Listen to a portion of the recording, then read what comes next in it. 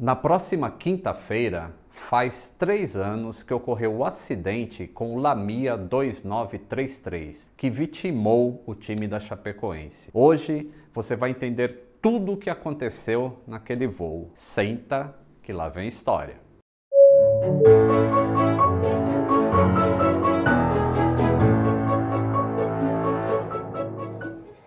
Saudações aeronáuticas, tudo bem com vocês?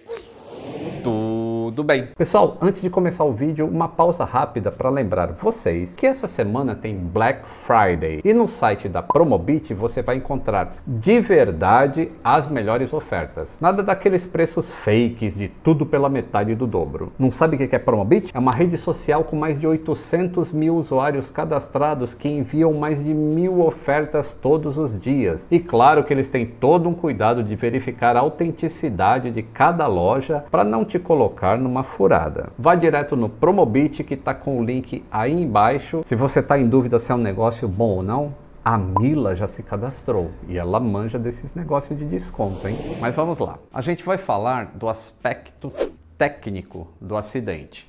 E se vocês quiserem detalhes do incrível time da Chapecoense que estava a bordo, eu vou deixar aí na descrição o link para o vídeo do canal Futirinhas, que conta a história toda da Chapecoense. Tá bom? Aqui é só a parte da aviação. Mais uma notinha antes de começar. Todos os horários que eu falar aqui são os horários locais, ou seja, de onde estava o avião no momento. Porque no relatório final, todos os horários estão em UTC. Como o planeta gira e tem diferentes fusos horários, o horário UTC é utilizado como padrão na aviação. UTC é Coordinated Universal Time. No caso da Bolívia e Colômbia, que é onde acontece toda essa nossa história, o horário é UTC-5. Então já está tudo convertido. O TC0 é no meridiano de Greenwich. Vamos lá.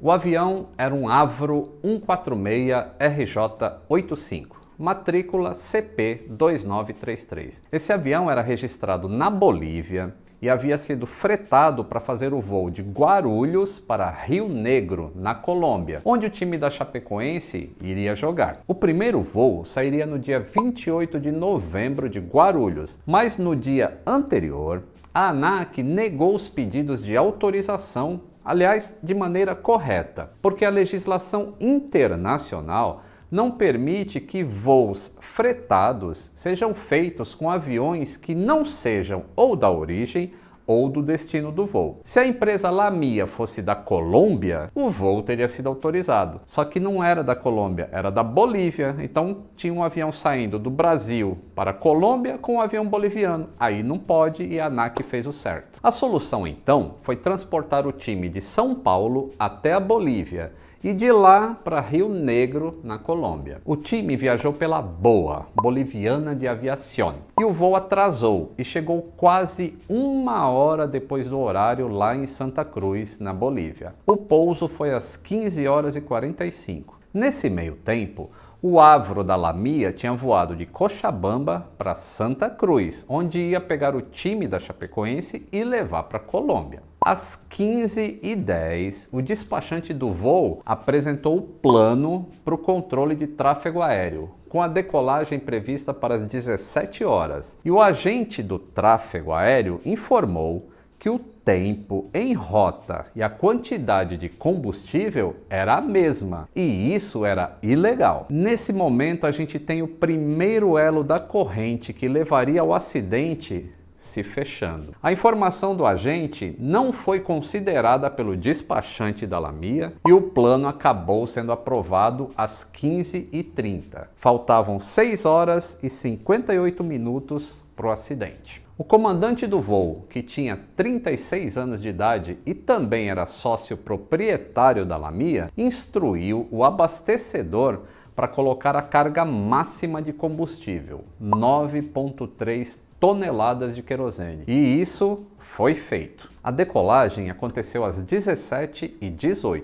40 minutos depois, o voo nivelou em 28.000 pés, onde voou por 1 hora. Depois subiram para o nível final de voo, altitude de cruzeiro, 30 mil pés. Era 19 horas e 14 minutos. Às 19 horas e 42, o gravador de vozes grava um dos pilotos falando que eles iriam desviar a rota para Bogotá para reabastecer. 6 minutos depois disso, o primeiro contato com o centro de controle de Bogotá aconteceu. Só que a tripulação se limitou a dizer o código transponder e altitude, o que é padrão, e não falou nada que ia desviar para Bogotá. O centro de Bogotá respondeu, liberando o voo direto para Rio Negro, conforme estava no plano de voo original. Às 19 horas e 30, os dois pilotos conversam constantemente sobre a quantidade de combustível e fazem cálculos para saber se vai dar para chegar sem abastecer. Pessoal,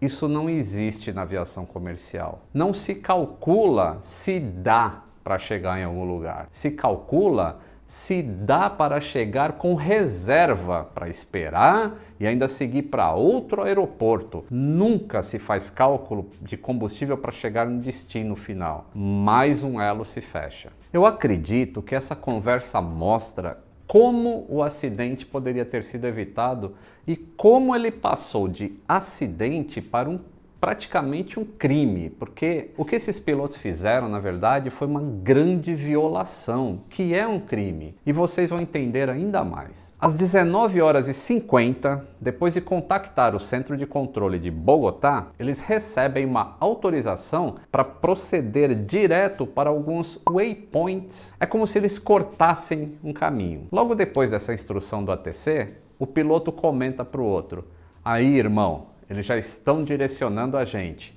Tipo, olha, o combustível vai dar. Às 19h52, conversas na cabine de comando, depois das instruções do controle, indicam que os pilotos decidiram seguir direto para Rio Negro, sem reabastecer em Bogotá. Mais um elo.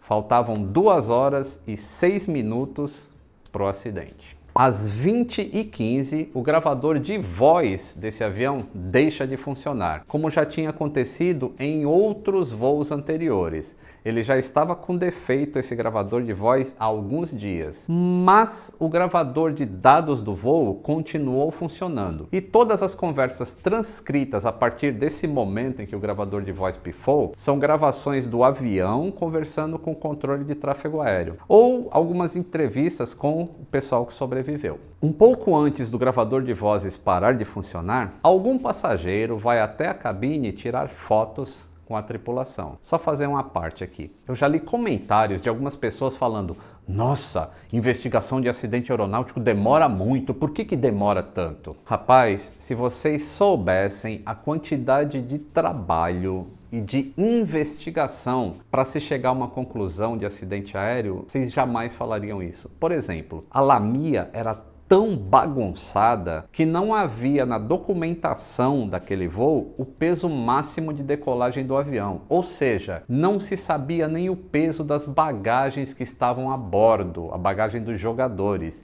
e o cara confiando em combustível. E isso era muito necessário para emitir o relatório final. Então os investigadores tiveram que ir atrás da BOA, que é a empresa que tinha transportado os jogadores de São Paulo até a Bolívia, para ver o peso da bagagem deles durante esse voo. Entenderam o trabalho de minúcia, de detalhes que se tem que investigar para chegar numa conclusão de um relatório? Então, vamos continuar. O voo prossegue e 1 hora depois da foto no cockpit, às 21h15 exatamente, com a aeronave ainda em voo de cruzeiro a 30 mil pés, acende uma indicação de baixa quantidade de combustível no sistema de alimentação. Nesse momento, o avião estava a 333 quilômetros do aeroporto de Rio Negro e faltavam 40 minutos para todo o combustível acabar. Os pilotos não tomaram nenhuma ação e prosseguiram para um ponto imaginário no espaço que se chama Gimli, que é um waypoint, e que era o ponto de entrada para o pouso em Rio Negro. Do momento do acendimento dessa luz, informando que eles estavam com pouco combustível, até Gimli, eles voaram 29 minutos, cobrindo uma distância de 312 quilômetros, com a luz acesa. Sim, É claro que eles deveriam ter parado antes para abastecer, mas a Lamia estava muito mal financeiramente e uma parada para reabastecer ficaria muito caro na cabeça do sócio que estava pilotando o avião. A decisão do piloto foi de arriscar, porque ele já tinha feito esse mesmo voo antes, pousando de maneira ilegal com o combustível abaixo dos mínimos. Mas ninguém descobriu, então na cabeça dele novamente, beleza. Acontece que quando eles chegaram em Gemmelin, eles foram instruídos pelo controle de tráfego aéreo a fazerem uma espera, porque tinha um outro avião que tinha pedido prioridade para pouso em emergência. O que o Lamia deveria ter feito? Declarar emergência Mayday por baixo nível de combustível e seguir para o aeroporto. Mas eles não fizeram nada. Eles aceitaram a espera em Gemmelin. No momento em que entrou em espera, e se você não sabe o que é espera, dá uma olhada nesse vídeo aqui, o avião voou por mais 81 quilômetros. Quando então, finalmente, às 21h52, os pilotos falaram pela primeira vez para o controle de tráfego aéreo que estavam com emergência de combustível e pediram pouso imediato e abaixaram o trem de pouso. Uma ação que se provaria fatal alguns segundos mais para frente. Faltavam só 6 minutos para o impacto. E eles ainda falaram errado para a torre. Eles não declararam Mayday nem Pam Pam. E depois eu vou fazer um vídeo explicando o que são essas categorias de emergência. Do momento que eles começaram a espera em Gemmelin, 8 minutos e 42 segundos depois, o motor número 3 apagou por falta de combustível. Seguido, alguns segundos depois, pelo motor 4. O que qualquer comandante faria?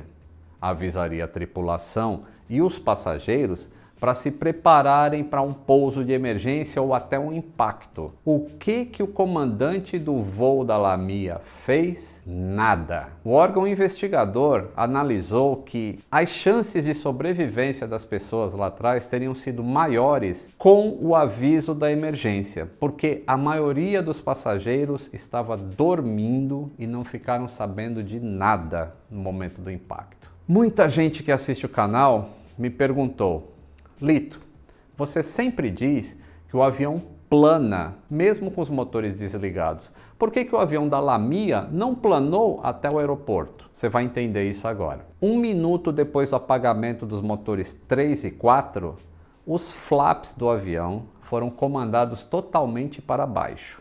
E lembrem-se, o trem de pouso também já estava embaixo lá atrás. Os flaps todos para baixo e o trem de pouso também para baixo aumentam muito, mas muito o arrasto aerodinâmico do avião, diminuindo muito, mas muito a distância de planeio do avião. Às 21h55, o motor 2 apagou e 40 segundos depois, o motor 1 também apagou.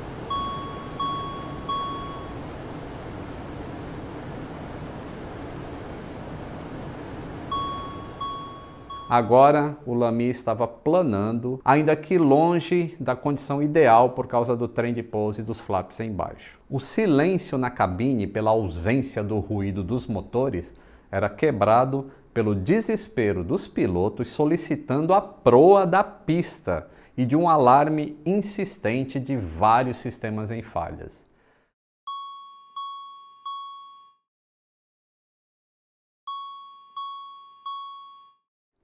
Às 21h57, a torre diz que os perdeu do radar. O que faz todo sentido, porque sem os motores e só com a bateria do avião funcionando, o transponder para de funcionar também. O Lamia responde para a torre que está na proa 360, ou seja, indo para o norte. A torre então, olhando a tela do radar primário, instrui o avião para que eles façam uma curva à esquerda para a proa 350, para ir de encontro à pista. Eles respondem, proa 350.